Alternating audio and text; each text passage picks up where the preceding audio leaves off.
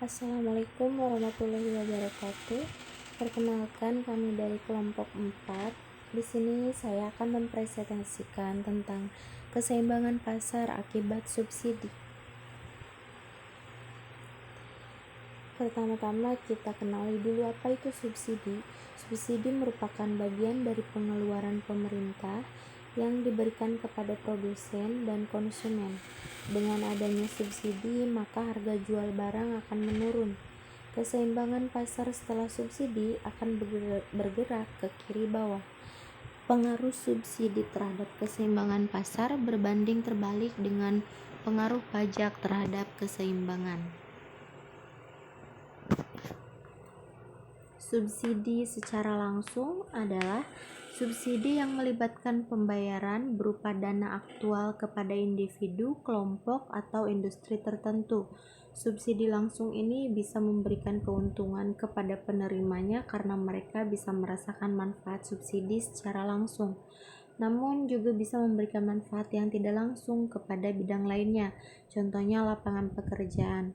Contoh subsidi langsung, pemberian uang tunai kepada pengusaha kecil untuk bisa mengembangkan bisnis mereka. Dari bantuan tersebut, mereka merekrut lebih banyak pegawai untuk menghasilkan barang yang lebih banyak lagi dari biasanya. Jadi subsidi langsung ini diberikan oleh pemerintah kepada orang yang berhak menerima subsidi, kemudian oleh individu, kelompok, atau industri tersebut digunakan dengan sebaik-baiknya dan digunakan untuk memperbesar usahanya, kemudian akan mendapatkan manfaat yang tidak langsung, yaitu memberikan lapangan pekerjaan kepada orang lain atau orang yang lebih membutuhkan.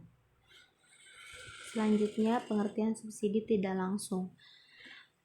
Subsidi ini adalah subsidi yang tidak memiliki nilai moneter yang telah ditentukan sehingga tidak melibatkan pengeluaran aktual. Kebijakan subsidi tidak langsung mencakup beberapa kebijakan penurunan harga barang dan jasa yang dibutuhkan oleh masyarakat. Dengan kata lain, masyarakat yang menjadi sasaran subsidi bisa membeli barang tersebut dengan harga di bawah harga pasar. Kebijakan subsidi tidak langsung biasanya digunakan untuk bidang industri seperti energi dan pangan. Contohnya, pemerintah memberikan potongan harga untuk bahan bakar minyak yang biasanya disebut dengan produk premium. Di sini ada manfaat dan fungsi dari subsidi.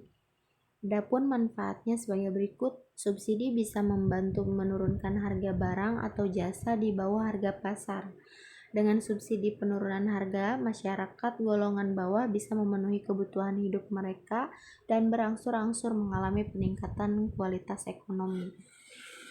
Ekonominya berarti jadi meningkat karena adanya bantuan dari subsidi, karena harga dari subsidi ini di bawah harga pasaran.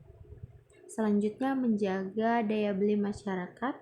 Kemudian, subsidi juga bermanfaat bagi para pelaku usaha untuk meningkatkan produktivitas mereka. Selanjutnya, memiliki manfaat pula untuk meningkatkan produksi barang dan jasa yang kompetitif terhadap barang dan jasa dari luar negeri. Kemudian, membantu mencegah terjadinya kebangkrutan bagi pelaku usaha di tengah ketidakpastian iklim bisnis. Karena di dalam usaha atau bisnis itu ada yang namanya untung dan ada yang namanya rugi. Jadi dengan adanya subsidi di sini, di saat kerugian mendatang, subsidi ini bermanfaat, dapat membantu mencegah terjadinya bangkrut. Seperti itu. Tujuan dari subsidi ini adalah untuk mengurangi harga atau pengeluaran. Karena harga di bawah harga pasar, jadi pengeluaran pun akan berkurang. Selain itu, ada dampak positif dari subsidi. Untuk dampak positifnya, membantu meningkatkan kualitas ekonomi, mengurangi golongan yang berpendapatan rendah untuk dapat memenuhi kebutuhan ekonomi, mencegah terjadinya kebangkrutan bagi pelaku usaha. Benar sekali. Selanjutnya ada dampak negatif dari subsidi ini. Untuk dampak negatifnya, subsidi menciptakan alokasi sumber daya yang tidak efisien. Pasalnya, konsumen akan membayar barang dan jasa pada harga yang lebih rendah daripada harga pasar. Hal itu menyebabkan kecenderungan konsumen boros dalam mengonsumsi barang yang disubsidi. Nah, untuk dampak negatifnya, jadi saking murahnya, saking rendahnya harga pasar, maka orang-orang di sini akan mengonsumsi barang secara terus-menerus dan meningkatkan tingkat keborosan. Selanjutnya, subsidi menyebabkan distorsi harga. Apabila subsidi besar yang digunakan untuk program populis saja tidak menyasar pada inti permasalahannya. Selanjutnya, subsidi bisa saja tidak dinikmati oleh mereka yang berhak. Contohnya, pemerintah memberikan subsidi kepada kepala desa, sedangkan kepala desa tidak memberikan kepada orang-orang yang berhak menerima subsidi. Bisa saja kepala desa tersebut menyalahgunakan uang yang diberikan oleh pemerintah. Nah, itu dampak negatif dari subsidi.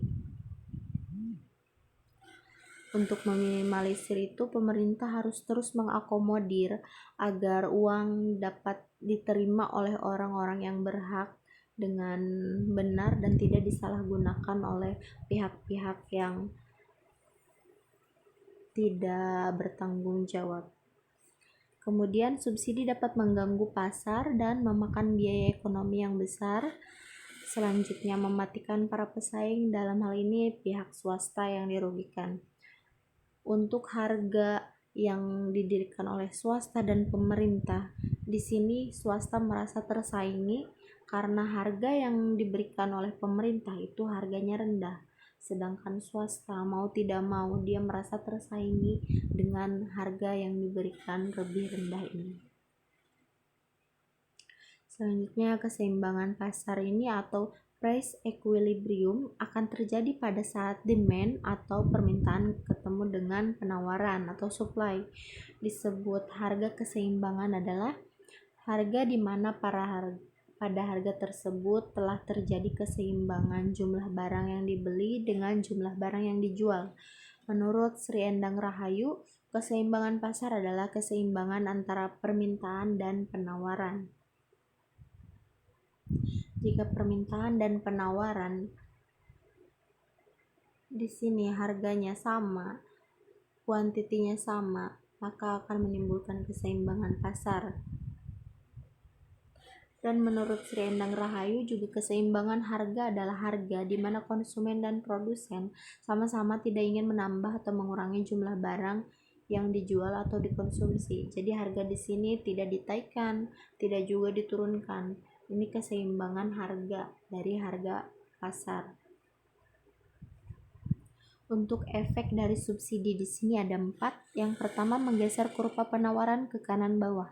Yang kedua, membentuk harga dan kuantitas keseimbangan yang baru di mana harga setelah subsidi menurun dan kuantitas setelah subsidi meningkat. Terdapat pengeluaran pemerintah. Dan yang terakhir, terdapat penerimaan produsen dan konsumen dari subsidi. Next, fungsi penawaran. Fungsi penawaran di sini rumusnya P sama dengan F dalam kurung Q. Untuk penawaran sesudah subsidi ada perbedaan, yaitu P sama dengan F dalam kurung Q dikurangin S. S di sini adalah jumlah subsidi.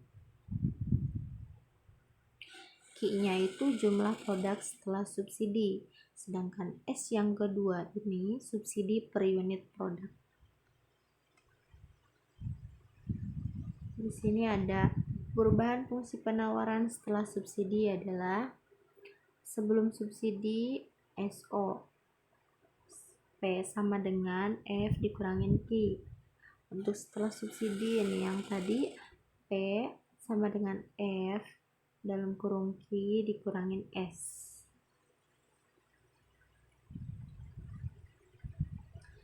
keseimbangan pasar setelah subsidi.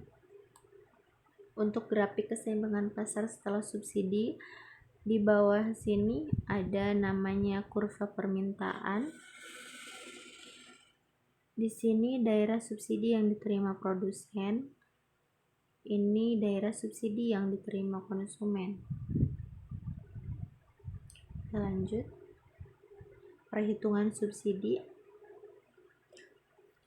Subsidi yang diterima konsumen itu perhitungannya SK sama dengan PO dikurangin PS.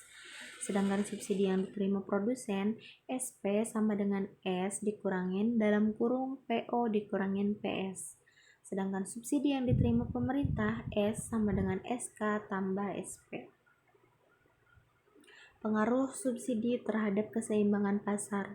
Subsidi adalah bantuan yang diberikan pemerintah kepada produsen terhadap produk yang dihasilkan atau yang dipasarkan, sehingga harga yang berlaku di pasar lebih rendah sesuai dengan keinginan pemerintah dan daya beli masyarakat bisa meningkat.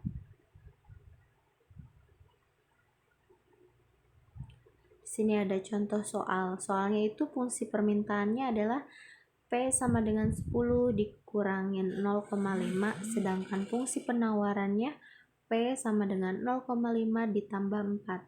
Besarnya subsidi per unit yang diberikan pemerintah adalah 2 satuan uang. Pertanyaannya ada 5. Yang pertanyaan pertama, kita jawab keseimbangan pasar sebelum subsidi dengan persamaan. Nah, jadi keseimbangan pasar dari hasil soal 10 dikurangin 0,5 dan 0,5 tambah 4, yaitu keseimbangan pasarnya 6 dan 7.